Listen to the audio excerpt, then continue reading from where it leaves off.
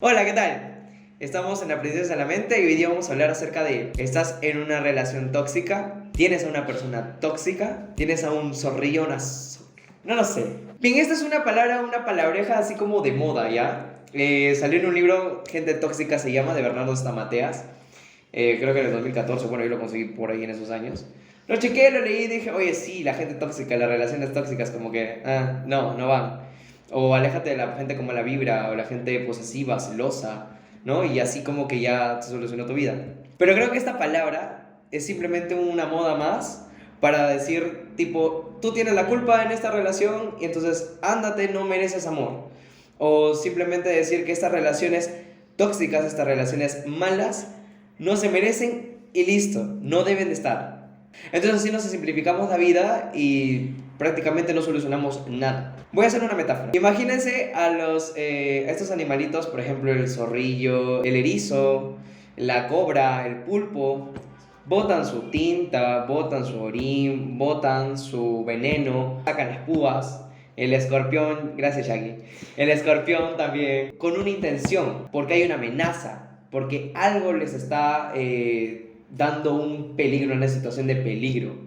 De igual manera las personas tóxicas, las personas malas, las personas que te están jodiendo la vida supuestamente lo hacen con una intención, por algo, porque están percibiendo un peligro o una amenaza. ¿Ok?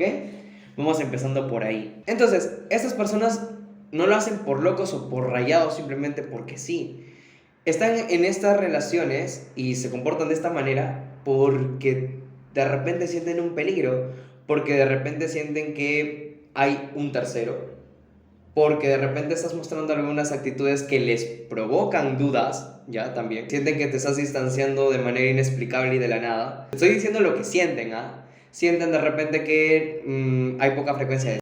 Y eso también es como, no me quieres, ¿qué está pasando? Entonces se vuelven como que ahí están apegados, se vuelven personas muy absorbentes, muy posesivas. Y todo les genera dudas. Por estas razones.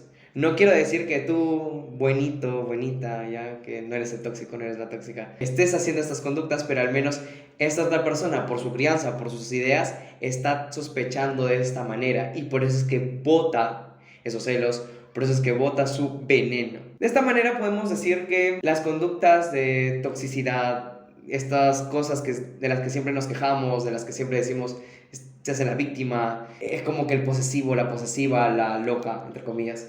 Podrían ser entonces intentos fallidos de tratar de unir a la relación, de tratar de que no se distancie la otra persona, de tratar de hacerlo bien con la otra persona. Podrían ser estos intentos desesperados por tratar de que no se vaya. Podría ser, ¿no?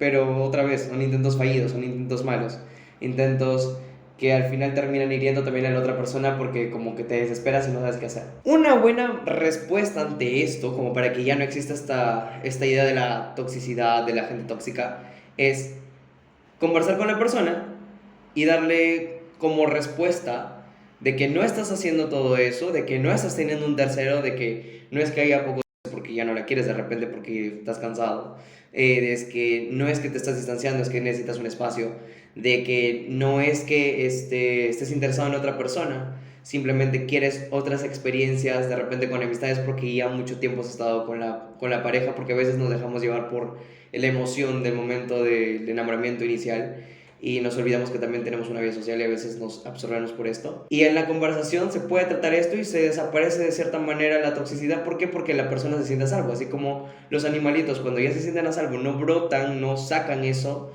esa defensa. Lo mismo pasa con las personas.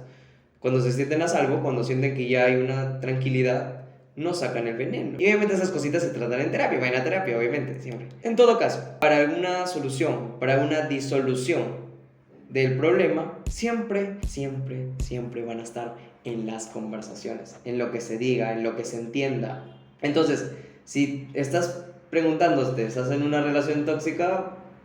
Quizás sí. Yo propongo cambiarle, como lo leí por ahí en un maestro psicoterapeuta acá de Trujillo, muy bueno, César Vázquez. Cambiémosle por la palabra vínculo desafortunado. Entonces, si quieres saber si estás en una relación tóxica, quizás sí, probablemente sí, porque nosotros somos estúpidos y actuamos a veces sin pensar en que podemos herir a otra persona. De repente sí lo estás, pero lo importante sería saber qué es lo que vas a hacer para poder unirte con esa persona, para poder llevarte mejor con esa persona.